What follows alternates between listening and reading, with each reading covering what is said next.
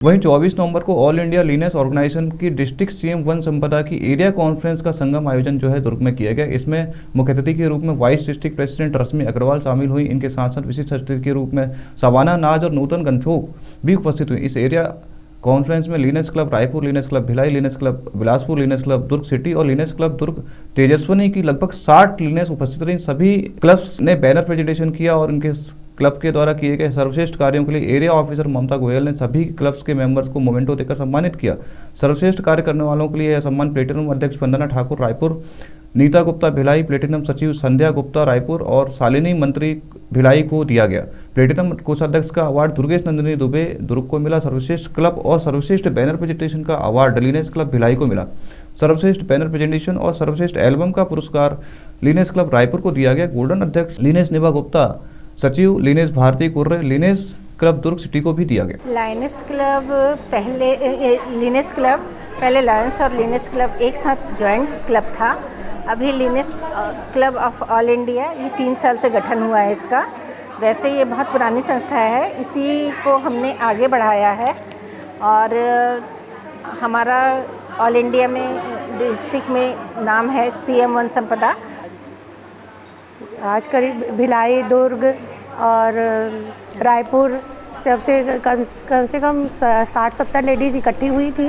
आज area conference थी leanness ममता गोयल जी की, तो उन्होंने उनके द्वारा किए गए शानदार कार्यों के लिए उन्हें पुरस्कृत किया और मनोरंजन के लिए हमने हाउजी और इस टाइप के कुछ गेम रखवाए थे। और हमारा सबसे मेन कार्यक्रम होता है बैनर प्रेजेंटेशन, जो बड़े गर्व के साथ हमारी लीनेस बहनें लेकर चलती हैं।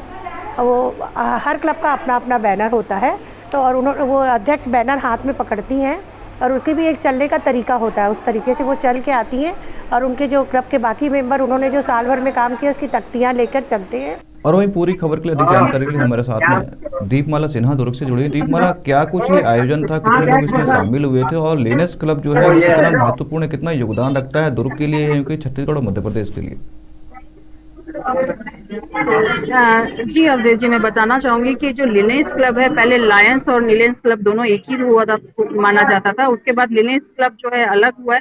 इसके बाद ही जो है ये कल इसमें एक आयोजन हुआ 24 नवंबर को ग्रेनेड इन में संपन्न हुआ, जिसमें पूरे एमपी और छत्तीसगढ़ के जितने लीनेस सदस्य हैं, चाहे रायपुर के हों, भिलाई के हों, दुर्ग के हों, सभी मौजूद रहे। अन्य सामाजिक क्षेत्र में लगातार कार्य करती हैं, चाहे वृक्षारोपण हो, चाहे किसी को भी किसी चीज की मदद हो। ये लीनेस जो क्लब है, इनके मेंबर लगातार इस तरह के सामाजिक कार्य करते रहे हैं और ये जो क्लब है ये पूरे भारत में है और लगातार जो इनकी इसमें महिलाएं खासकर काम करती हैं, जो आगे अनेक सामाजिक कार्य करते हुए इस संस्था को चला रही है। जी अवधेश जी। रश्मि जी, आपका बहुत बहुत स्वागत है स्वदेश 2021 में और हम उम्मीद करते हैं कि आपका जो लीनेस क्लब है काफ़ी ज़्यादा ऊंचाइयों तक छुए और मध्य प्रदेश और छत्तीसगढ़ को काफ़ी चीज़ें जो है निखार कर देता रहे। रश्मि जी, हमें ये बताएं कि लीनेस क्लब का जो आयोजन 24 नवंबर को किया गया है दुर्ग में, क्या कुछ उसका महत्वपूर्ण कारण था, क्यों ये कॉन्फ्रेंस जो आयोजित की गई, इसका कितना फायदा जो है मध्य प्रदेश छत्तीसगढ़ के साथ जो है लोकल दुर्ग, रायपुर और बिलासपुर को मिलने वाला है? जी धन्यवाद अवधेश जी। आ रही है मेरी आवाज? जी बिल्कुल आ रही है। जी ये मतलब डिस्ट्रिक्ट सीएम वन संपदा में 70 क्लब हैं।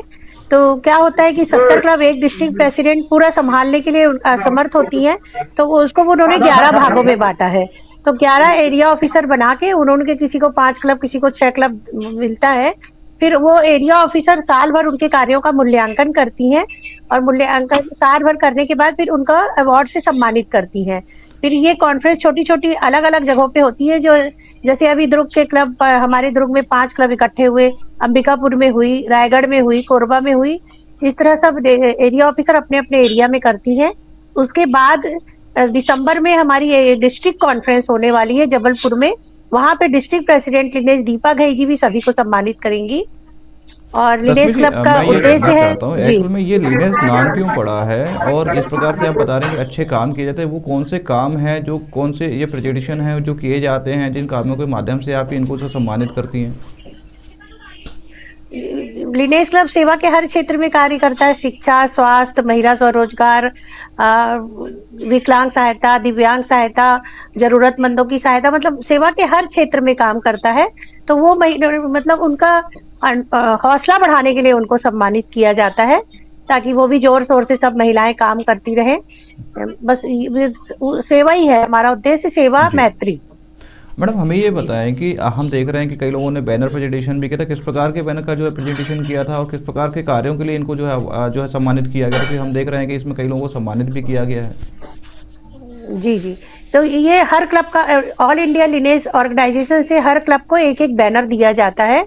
तो वो जो डिस्ट्रिक्ट जो क्लब की अध्यक्ष होती हैं, वो बैनर लेके आगे चलती हैं, और बैंड की धुन पे आगे चलती हैं, और बाकी मेंबर पीछे जो उनके कार्य होते हैं, जो उन्होंने साल भर में कार्य किए, उसकी तख्तियां बना के साथ में चलते हैं। और फिर वो आके अपना बैनर सामने डिस्ट्रिक्ट प्रेसिडेंट को सौंपती हैं। तो वो जो सेवा के जो कार्य करती है, वो उसी के लिए उनको सम्मानित किया जाता है। रश्मि जी, हमें ये बताएं कि दीपमाला भी जुड़ी हुई है। दीपमाला, आपका कैसा कुछ अनुभव रहा लीनेस क्लब को देखकर? चूंकि यहाँ पर हम देख रहे हैं कि 60 से अधिक जो है नीलेश के मेंबर्स आए हुए थे, नीलेश क्लब के मेंबर आए हुए थे, और मध्य प्रदेश और छत्तीसगढ़ लेवल की ये जो है कॉन्फ्रेंस आयोजित की गई थी, जिसमें बहुत सारे लोगों को सम्मानित किया। क्या कुछ अनुभव आपका रहा लीनेस क्लब के साथ में, दीपमाला? जी अवधेश जी, बहुत ही अच्छा अनुभव रहा। और खासकर मैं महिलाओं के लिए कहना चाहूंगी कि महिलाएं जो है आजकल हर फील्ड में कार्य कर रही हैं।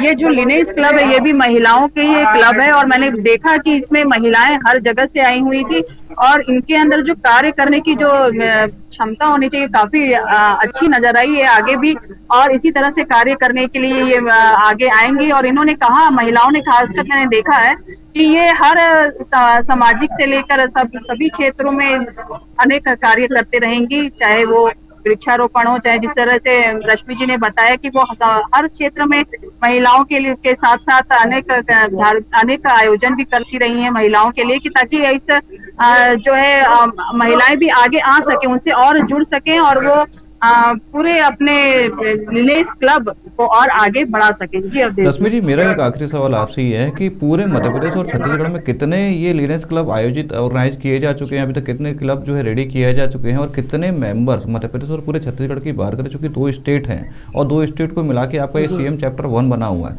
तो 2 स्टेट में कितने क्लब होंगे, कितने मेंबर इस लीनेस क्लब के अधीन रहकर अपने काम कर रहे हैं? जी अवधेश जी, हमारे छत्तीसगढ़ के तो पूरे कांकेर से लेके अंबिकापुर तक के सारे क्लब हैं। और मध्य प्रदेश में हमारा विंध्य एरिया हमारे इस क्षेत्र में आता है। इंदौर भोपाल साइड का एरिया हमारे इसमें नहीं आता। CM1 संपदा में जबलपुर, सतना, रीवा साइड के मिला के हमारे पास टोटल 70 क्लब है। कितने मेंबर होंगे मैडम इस पूरे क्लब में? जैसे आपने कहा कि 70 क्लब है, सर 70 क्लब, एक क्लब में कितने मेंबर आते हैं? 2000 के तो लगभग ये कह सकते हैं कि ऐसे हम जब लगभग हम 14,000 के आसपास जो है मेंबर लीनेस क्लब के अधीन होकर जो है मध्य प्रदेश और छत्तीसगढ़ में काम कर रहे हैं। जी जी, बिल्कुल बिल्कुल। चलिए, बहुत बहुत धन्यवाद रश्मि जी तमाम जानकारी साझा करने के लिए।